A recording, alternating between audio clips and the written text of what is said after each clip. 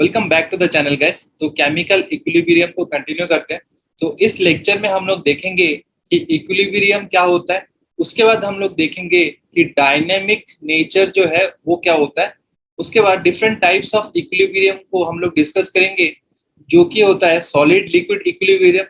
Next हम लोग discuss करेंगे लिक्विड वेपर इक्विलिब्रियम। उसके बाद सॉलिड वेपर इक्विलिब्रियम हम लोग डिस्कस करेंगे। नेक्स्ट हम लोग डिस्कस करेंगे कुछ कैरेक्टरिस्टिक्स ऑफ इक्विलिब्रियम रिएक्शन। उसके बाद जो इंपॉर्टेंट बेसिक पॉइंट है वो है rate of reaction. Rate of reaction एक बहुत ही इंपॉर्टेंट बेसिक पॉइंट है, उसको हम लोग डिस्कस करेंगे। तो देखो, आपको यहाँ पे एक पिक्चर दिया हुआ है जहाँ पे कि आपको ये पता चल रहा है कि forward reaction and backward reaction में एक इक्विलिब्रियम स्टेट जो है वो अटेन करता है। अब ये जो इक्विलिब्रियम स्टेट है ये होता है dynamic in nature. Dynamic in nature का मतलब क्या होता है कि जितना इनपुट है और जितना आउटपुट है उसमें क्या होता है कि जो नेट ऑब्जर्वेशन है ना वो रहता है बैलेंस फॉर्म। तो सिमिलरली किसी भी एक केमिकल रिएक्शन में जो इक्विलिब्रियम रिएक्शन है वो होता है बैलेंस्ड फॉर्म में। ठीक है। इसी कॉन्सेप्ट को हम लोग फर्दर स्लाइड में अच्छे से डिस्कस करेंगे और ये ग्राफ्स क्या है इसको हम लोग देखेंगे। तो लेक्चर को शुरू करते हैं। Let's get started. So guys, हम लोग आ चुके हैं हमारे नेक्स्ट स्लाइड पे जहाँ पे कि हमें डिस्कस करना है कि equilibrium and dynamic in nature. अब देखो, इक्विलिब्रियम का जो स्टेटमेंट है वो पहले हम लोग देख लेते हैं कि इसका डेफिनेशन क्या है। डेफिनेशन ये है कि equilibrium is the state at which the concentration of reactant and product do not change with time। इसका मतलब ये है कि कोई भी अगर एक इक्विलिब्रियम रिएक्शन होता है जिसमें कि एक रिएक्टेंट एंड प्रोडक्ट जो है वो पार्टिसिपेट कर रहे हैं, तो होता है कि एट द इक्विलिब्रियम जहां पे कि इन रिएक्टेंट एंड प्रोडक्ट का जो कॉन्सेंट्रेशन है वो चेंज नहीं होता। तो नेक्स्ट इसके कुछ कैरेक्टरिस्टिक्स देख लेते हैं। तो first one, equilibrium is state is reversible in nature. Reversible in nature का मतलब क्या होता है कि रिएक्टेंट जो है वो प्रोडक्ट में कन्वर्ट हो जाएगा एंड प्रोडक्ट जो है वो रिएक्टेंट में कन्वर्ट हो जाएगा। तो ऑब्वियसली बात है, इसी के लिए इस टाइप ऑफ रिएक्शन को हम लोग डबल एरो से रिप्रेजेंट करते हैं। नेक्स्ट कैरेक्टरिस्टिक्स हम लोग देख लेते हैं। Equilibrium state can only be achieve in the close vessel, but if the process is carried out in an open vessel, equilibrium state cannot be attained because in an open vessel the reversible process may not take place। अब इसको देखो, ऐसे हम लोग समझो कि किसी भी एक इक्विलिब्रियम को टेक आउट करने के लिए जो प्रोसेस है वो होना चाहिए क्लोज। ठीक है ना। अब क्लोज में क्या होता है कि अगर मान लो कोई एक रिएक्शन यहाँ पे चल रहा है, ठीक है, रिएक्टेंट टू प्रोडक्ट कन्वर्ट हो रहा है, तो होगा क्या, अगर ये वेसल जो है वो क्लोज्ड है तो होगा क्या, यहाँ पे जो प्रोडक्ट है वो अगेन रिएक्टेंट में कन्वर्ट हो सकता है। इनकेस अगर मान लो कि हम लोग एक ओपन वेसल लेते हैं, जैसे ही रिएक्टेंट जो है वो प्रोडक्ट में कन्वर्ट होगा तो प्रोडक्ट में कुछ पार्ट जो है या फिर कुछ गैस के मॉलिक्यूल जो है वो एस्केप हो जाएंगे, कंटेनर से बाहर निकल जाएंगे। दैट्स व्हाई ओपन वेसल में इक्विलिब्रियम जो है वो पॉसिबल नहीं होता। पॉसिबल कौन से केस में होता है, अगर हम एक क्लोज वेसल लेते हैं तो उस केस में इक्विलिब्रियम जो है वो पॉसिबल होता है। तो इसका ग्राफ हम लोग देख लेते हैं। कोई भी एक रिएक्टेंट एंड प्रोडक्ट हम लोग ले लेते हैं जहां पे कि एक इक्विलिब्रियम जो है वो अटेन करता है। तो अगर मान लो कि यहाँ पे एट द टाइम जीरो पे, ठीक है, तो ऑब्वियसली बात है कोई भी ना प्रोडक्ट बना होगा, बट यहाँ पे रिएक्टेंट का जो अमाउंट है, रिएक्टेंट का जो कॉन्सेंट्रेशन है वो बहुत ही हाई होगा। जैसे जैसे टाइम प्रोग्रेस करते जाएगा या रिएक्टेंट के जो कॉन्सेंट्रेशन है वो डिक्रीज होते जाता है। नेक्स्ट उसके बाद अगर हम प्रोडक्ट की बात करते हैं तो प्रोडक्ट में क्या होता है, प्रोडक्ट का जो कॉन्सेंट्रेशन है वो इंक्रीज होता है। ऑब्वियसली बात है, जैसे जैसे टाइम प्रोग्रेस होगा रिएक्टेंट का जो अमाउंट है वो खत्म होगा, क्योंकि रिएक्टेंट से कुछ मॉलिक्यूल जो है वो प्रोडक्ट में कन्वर्ट होता है। तो रिएक्टेंट का जो कॉन्सेंट्रेशन है देखो यहाँ पे वो डिक्रीज हो रहा है। उसके बाद प्रोडक्ट का जो कॉन्सेंट्रेशन है वो इंक्रीज होता है। इस ग्राफ को आप अच्छे से समझ लो। तो गाइस, हम लोग आ चुके हैं हमारे नेक्स्ट स्लाइड पे जहाँ पे कि हमें नेक्स्ट पॉइंट डिस्कस करना है। Equilibrium state is also dynamic in nature. Dynamic means moving at A microscopic level, the system is in motion. अब इसको समझने के लिए देखो, एक यहाँ पे बहुत ही अच्छा डायग्राम दिया हुआ है। मान लो कि आप एक एस्केलेटर पे मूव कर रहे हो, ठीक है, बट उसका डायरेक्शन जो है वो उल्टा है। मतलब जो ये एस्केलेटर है ये नीचे आ रहा है और आप जो है वो ऊपर मूव कर रहे हो। यहाँ पे देखो, यहाँ पे ऑन द स्टेट पे, यहाँ पे जो ऑब्जर्वेशन हो रहा है, ऑब्जर्वेशन ये हो रहा है कि वो जो मैन है, वो जो आदमी है, बाहर से देख रहा है कि उसमें कुछ चेंजेस नहीं हो रहे। अगर हम अंदर की बात करते हैं तो ये जो इंसान है, ये कुछ वर्क कर रहा है, तो किसी भी एक इक्विलिब्रियम रिएक्शन में रिएक्टेंट एंड प्रोडक्ट जो है, उनका जो ऑब्जर्वेबल प्रॉपर्टी है वो क्या होगा, एकदम स्टिल होगा, उसमें कुछ चेंजेस नहीं आएंगे। बट उनमें क्या होगा कि माइक्रोस्कोपिक लेवल पे डिफरेंट मॉलिक्यूल जो है वो कन्वर्ट होते रहेंगे, ठीक है। अंदर ही अंदर जो मॉलिक्यूल्स हैं वो रिएक्टेंट में कन्वर्ट होगा, और जो मॉलिक्यूल्स है वो प्रोडक्ट में कन्वर्ट होगा। The rate of forward reaction, already मैंने फॉरवर्ड रिएक्शन क्या होता है वो हमने पढ़ लिया। तो यहाँ पे देखो ये वाला फॉरवर्ड है और यहाँ पे पीछे जो है ये बैकवर्ड है। तो क्या होगा, at the equilibrium, equilibrium state पे रेट ऑफ फॉरवर्ड रिएक्शन जो है वो इक्वल हो जाएगा रेट ऑफ बैकवर्ड रिएक्शन में। अब देखो यहाँ पे ये ग्राफ जो है, इसको आप अच्छे से देख लो कि रेट वर्सेस टाइम अगर ग्राफ ड्रॉ करते हैं तो क्या होता है कि जो रिएक्टेंट का रेट है, ऑब्वियसली बात है वो डिक्रीज होते होते जाता है, as we have discussed in the previous slide. उसके बाद क्या होता है, रेट ऑफ बैकवर्ड रिएक्शन या रिवर्स रिएक्शन वो धीरे धीरे इंक्रीज होते जाता है। आफ्टर सर्टेन टाइम, एक पर्टिकुलर टाइम के बाद दोनों का जो रेट है, rate of forward reaction and rate of backward reaction, वो जो है एक स्ट्रेट लाइन ग्राफ में वो चला आता है।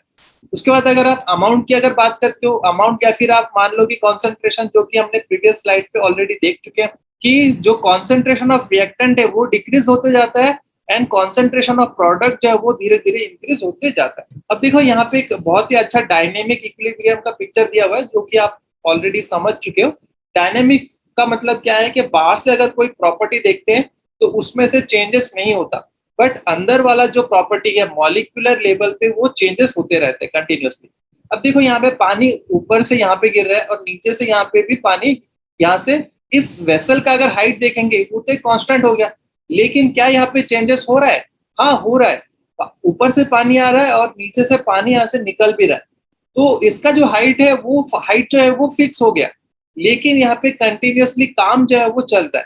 That kind of process is known as dynamic in nature. और इक्विलिब्रियम क्या होता है कि एक इक्विलिब्रियम रिएक्शन जो है वो डायनेमिक इन नेचर होते हैं। आई गेस ये पॉइंट आपको समझ में आ गया होगा। सो गाइस हम लोग आ चुके हैं हमारे नेक्स्ट स्लाइड पे, जहाँ पे हमें डिस्कस करना है टाइप ऑफ इक्विलिब्रियम।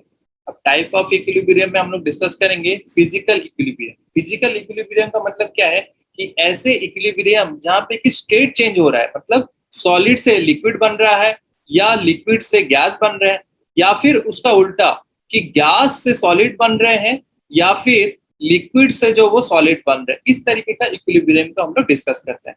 तो first one is solid liquid equilibrium. अब इसका एग्जांपल लेते हैं आइस एंड वाटर, ठीक है। Ice and water, ice and water. तो होगा क्या, वाटर जो है, आइस मतलब एक सॉलिड स्टेट पे प्रेजेंट है, वो इक्विलिब्रियम हो जाएगा अपने H2O लिक्विड स्टेट पे। तो ऊपर वाला जो रिएक्शन है इसको हम बोलते हैं मेल्टिंग, एंड नीचे जो रिवर्सिबल रिएक्शन है इसको हम बोलेंगे फ्रीजिंग, राइट। नेक्स्ट हम लोग देखेंगे कि liquid vapour equilibrium. Liquid vapour equilibrium पे आप एग्जांपल ले लो H2O। H2O जो है वो लिक्विड स्टेट पे है, उसके बाद H2O ये वेपर स्टेट पे, ठीक है। अब ऊपर वाला जो फॉरवर्ड रिएक्शन है इसको हम बोलते हैं वेपोराइजेशन, नीचे वाला जो बैकवर्ड रिएक्शन है उसको हम बोलेंगे कंडेंसेशन, ठीक है। Next one solid vapour equilibrium. अब इसका हम एग्जांपल लेते हैं NH4Cl, ठीक है, अमोनियम क्लोराइड। ये एक सॉलिड स्टेट पे, इसको अगर हम हीट करेंगे तो ये क्या होगा, अपने गैसेस स्टेट पे, डायरेक्टली अपने गैसेस स्टेट पे वो चला जाएगा, ठीक है। तो इस तरीके का जो इक्विलिब्रियम स्टेट देखें, जो कि स्टेट चेंज हो रहा है, उस तरीके का रिएक्शन को हम लोग बोलेंगे फिजिकल इक्विलिब्रियम। तो गाइज हम लोग आ चुके हैं हमारे नेक्स्ट स्लाइड पे, जहाँ पे कि हमें डिस्कस करना है कैरेक्टरिस्टिक्स ऑफ केमिकल रिएक्शन, ठीक है। केमिकल रिएक्शन की हम लोग यहाँ पे बात करेंगे। तो पहला पॉइंट ये है कि ये जो इक्विलिब्रियम रिएक्शन है ये होता है डायनामिक इन नेचर, ठीक है। डायनामिक इन नेचर का क्या मतलब है, that is at this stage reaction takes place in both the direction, मतलब फॉरवर्ड से बैकवर्ड जाएगा, बैकवर्ड से फॉरवर्ड जाएगा। इस तरीके का रिएक्शन जो है वो होते रहेगा। तो इससे क्या होगा कि कोई चेंज नहीं आएगा, ऑब्जर्वेबल जो प्रॉपर्टी है उसमें कुछ चेंज नहीं आएगा। नेक्स्ट पॉइंट ये बोल रहा है कि at equilibrium the reaction process in both the direction. Obviously हमने देखा हुआ है कि रिएक्टेंट और जो प्रोडक्ट है वो डबल एरो से रिप्रेजेंट किया जाता है। तो इससे क्या होता है कि रिएक्शन जो है वो बोथ द डायरेक्शन मूव करते रहता है।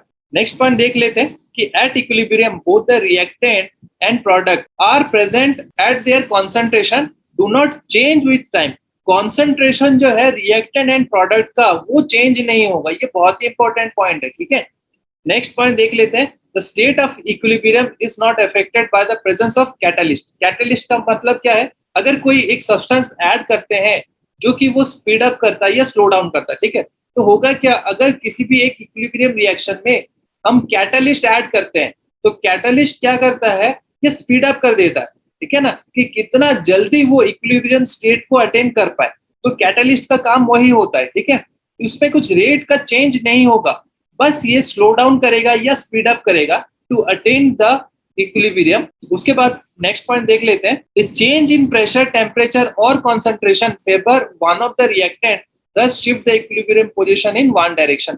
अगर हम इस इक्विलिब्रियम रिएक्शन में मान लो कि प्रेशर को चेंज किया या वॉल्यूम को चेंज किया या टेम्परेचर को चेंज किया, तो क्या होगा, जो इक्विलिब्रियम है किसी एक डायरेक्शन में शिफ्ट हो जाएगा, राइट। तो इसी को ही एक बड़ा सा कॉन्सेप्ट है जो कि ली चैटलेस प्रिंसिपल से हम लोग डिस्कस करेंगे। सो आई गेस यहाँ तक आपको समझ में आ गया होगा। सो गाइज हम लोग आ चुके हैं हमारे नेक्स्ट स्लाइड पे, जहाँ पे हमें बहुत ही इंपॉर्टेंट कॉन्सेप्ट डिस्कस करना है, रेट ऑफ रिएक्शन, ठीक है, रेट ऑफ रिएक्शन। तो इसका स्टेटमेंट हम लोग देख लेते हैं। In a reaction there is change in concentration of the reactant और प्रोडक्ट। तो इसका स्टेटमेंट हम लोग देख लेते हैं। In a reaction there is change in concentration of reactant और product per mole in unit time is known as rate of the reaction. Per unit time में जितना वो कॉन्सेंट्रेशन में चेंज होता है, चाहे वो रिएक्टेंट बोल लो चाहे वो प्रोडक्ट बोल लो, उसी को ही हम लोग कहते हैं रेट ऑफ रिएक्शन। अब यहाँ पे देखो, कोई भी एक इक्विलिब्रियम रिएक्शन हम लोग ले रहे हैं जहाँ पे कि रिएक्टेंट भी है और प्रोडक्ट भी है, ठीक है। बट देखो रिएक्टेंट जो है उसका कॉन्सेंट्रेशन नेगेटिव में है, ठीक है, उसका कॉन्सेंट्रेशन डिक्रीज हो रहा है। वेयरएज कॉन्सेंट्रेशन ऑफ, अगर आप प्रोडक्ट की बात करते हो तो उसका क्या होता है, कॉन्सेंट्रेशन उसका इंक्रीज होता है या पॉजिटिव होता है। तो उसी पॉइंट को बेस करके हम लोग लिख सकते हैं रेट ऑफ रिएक्शन, ठीक है। अब ये हम लोग रिएक्टेंट की बात कर रहे हैं, तो रिएक्टेंट में क्या होगा, change in concentration of the reactant, ठीक है, डिवाइडेड बाय टाइम, पर यूनिट टाइम लिखा हुआ है। अब यहाँ पे सिंबल देखो, ये नेगेटिव होगा। नेगेटिव क्यों होगा, कि कॉन्सेंट्रेशन ऑफ द रिएक्टेंट जो है वो डिक्रीज हो रहा है, राइट। हमने ग्राफ में भी देखा हुआ था कॉन्सेंट्रेशन वर्सेस टाइम में। तो यहाँ पे देखो रिएक्टेंट का कॉन्सेंट्रेशन था वो डिक्रीज हो रहा था, राइट, और जो प्रोडक्ट है वो ऑब्वियसली बात है इंक्रीज हो रहा था। तो यहाँ से देखो आप ग्राफ से ही पता चल रहा है। नेक्स्ट उसके बाद रेट ऑफ द रिएक्शन।